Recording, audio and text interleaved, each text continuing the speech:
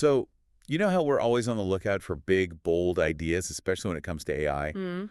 Well, we recently got bombarded with these articles claiming a massive AI breakthrough is about to go down Oh, really? right here in India. And naturally, we had to dive into this. Yeah, sounds intriguing. What kind of breakthrough are we talking about? What's the source? Okay, so get this. They call it, are you ready for this? Sun intelligence. Okay, sun intelligence. Has a ring to it. I'll grant them that. Right. Catchy. And it gets even wilder. One name keeps popping up. A Srinidhi Ranganathan. And this guy, he's painting this picture of a future, get this, where one system Right. can control millions of AIs across every single industry imaginable. Hold on. Millions of AIs all controlled by one system. That's a pretty bold claim. That's what I'm saying, right? Like, we're got everything from predicting, stock prices to, like, robots and surgery all humming along Yeah. thanks to this sun intelligence. See, this is what I love about these deep dives. You come across these intriguing claims, but what gets me is Ranganathan, he's not just like presenting this sun intelligence as just another AI tool. Right. He's going way bigger. This is like the conductor of the whole AI orchestra, right? Sure. We're not just talking your basic AI here, your ANI, what they call it, Or ANI. artificial narrow intelligence, the simple stuff. Right. He's claiming it can handle that, but also the more advanced stuff, like your AGI, even ASI. Okay, now you're losing me a little bit. I know you're deep in this world, but for us regular folks, AGI, ASI, that's still sci-fi territory, right? Right, we're nowhere near true AGI or ASI. AGI, that's your artificial general intelligence. Think human-like intelligence, but across the board. Right. And ASI, that's artificial superintelligence, blowing past human capabilities. Now, Ranganathan throwing these terms around, that definitely raises an eyebrow or two. I mean, Yeah. that's like saying you invented teleportation when we haven't even nailed down flying cars yet, you know? Okay, so red flag number one. Maybe. Okay, so what about this Ranganathan guy? Is he legit? Because the articles mention he keeps name-dropping this godfather of modern AI, some guy named Mohan Leela Shankar. But, and here's the kicker, there's absolutely zero info on this Shankar guy anywhere.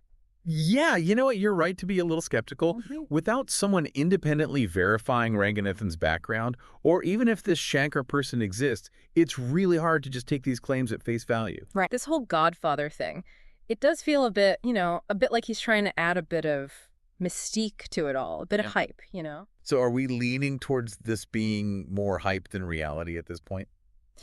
It's tempting to say that, but let's not dismiss sun intelligence entirely just yet. Yeah.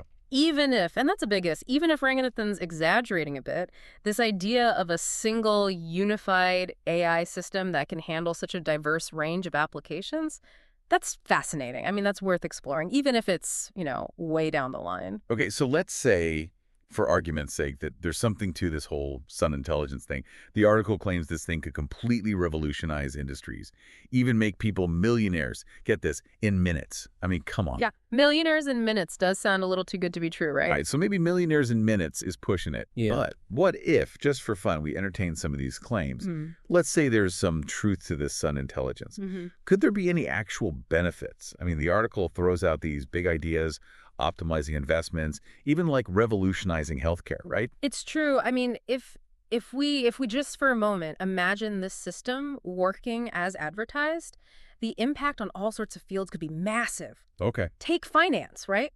Picture this, AI that can analyze market trends, manage your portfolio, find those golden opportunities way, way faster and more accurately than any human ever could. I mean, that's the dream for a lot of investors, right? So this AI getting us rich quick thing, maybe it's not totally off the table then. I wouldn't say get rich quick exactly. It's more nuanced. Yeah. There's definitely potential for sure for AI to really shake up finance. Yeah. But it's not about, overnight riches. Mhm. It's about using data and algorithms to make smarter decisions, basically. Okay, so what's the catch then? The catch, and it's a big one, is actually building an AI that truly understands how crazy complex the market actually is, So it's not just about like crunching numbers, there's more to it. Way more. See, the market is swayed by so much global politics, how people are feeling, even the weather can mess things up. Right. And then you've got the human element, emotions, those gut feelings, all the stuff that goes into how people invest. To build an AI that can handle all that, that's a tall order, even with the most advanced stuff we have now. Right. So, yeah, it's a bit more complicated than just letting the AI loose on Wall Street. Okay, so finance, maybe that's a way off. But what about those other areas Ranganathan mentions? Healthcare was a big one, right? Like, his article makes it sound like Sun Intelligence could, I don't know, personalize every treatment, diagnose diseases instantly, even assist with surgeries as they're happening. Again, huge potential, absolutely.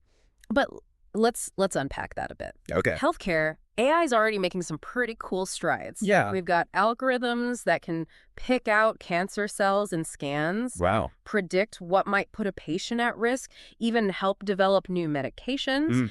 The tough part, the really tough part, is bringing those separate AI tools together into this seamless system that can actually handle how complex and unpredictable human health is.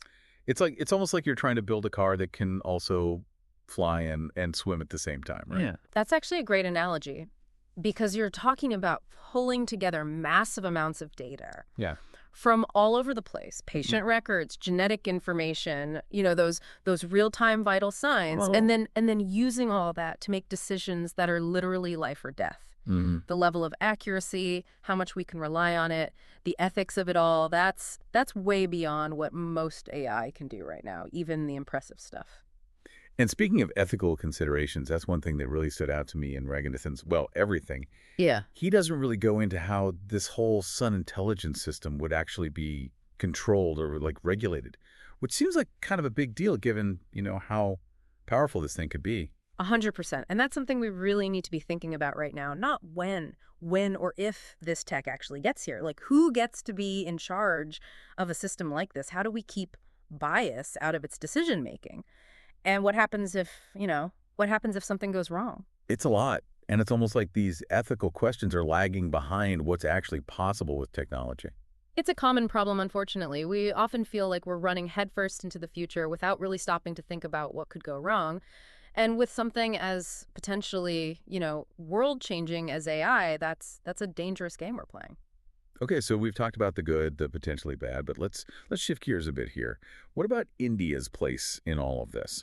Ranganathan seems pretty convinced that this Sun intelligence could propel India to become like a global leader in the AI game. Right. So India's already making a name for itself in the tech world, let's be real. For sure. You've got a huge and growing population that's tech-savvy, a startup scene that's just booming, and a government that's really getting behind tech innovation. Right. So we've got this foundation, but it's still a big jump from there to being a leader, right? I mean, becoming a global force in AI takes more than just smart people, I'd imagine. Oh, absolutely. You're spot on. Infrastructure, that's a big one. Huge hurdle for a lot of places. Okay. We're talking high-speed internet everywhere, reliable power grids, access to really powerful computers, that kind of thing. You need all that just to develop and actually use these complex AI systems. And those are all things that India still has, some work to do on. There's been progress, for sure, but there's definitely room to grow. And then there's the money side of things. Developing cutting-edge AI that takes serious cash, not just from the government, but from private companies willing to take a chance. So, okay, let's say, just for our own brains here, let's say this Sun intelligence thing, it's not just a fantasy. Could it actually be what brings that kind of investment to India? Like, make people go, hey, we need to be a part of this. That's the hope, right? If Sun Intelligence gets as big as its creator thinks it will, if it makes enough noise, India could be seen as the place to be for AI. More funding, more research, more talented people wanting to come here, it all kind of snowballs. So it's like Sun Intelligence is that first domino, and then boom, the whole thing starts rolling. Yeah, exactly. But, and this is crucial here, even if this all cans out, even if Sun Intelligence does what it claims, it doesn't magically solve those ethical and societal issues we keep bumping into. Right. We're back to those big questions. Who's in control of this thing? Right. How do we keep it fair, keep it from being biased? And what if it just messes up? And those questions, they only get bigger, more urgent if this tech really does have the power to reshape industries, to make people a ton of money. We can't wait until it's too late to figure those answers out. So where does that leave us? What's the takeaway for our listeners, people at home, who are probably just as, I don't know, amazed and confused as we are by all this? Yep. I think the big takeaway here, regardless of whether sun intelligence is a real deal or not, is that the future of AI, it's being written right now, as we speak. And not just in those, usual places, Silicon Valley, all that. It's happening here in India, too. It's like we're all part of writing this story, right?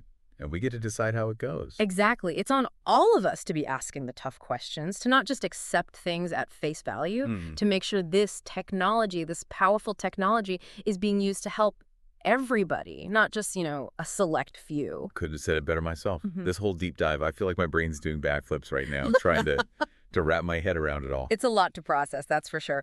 But that's what makes this field so fascinating, right? It's always changing, always pushing us to think bigger, to really question things. Absolutely. And on that note, that's a wrap on this deep dive, everyone. Thanks for joining us. And until next time, keep those brains buzzing.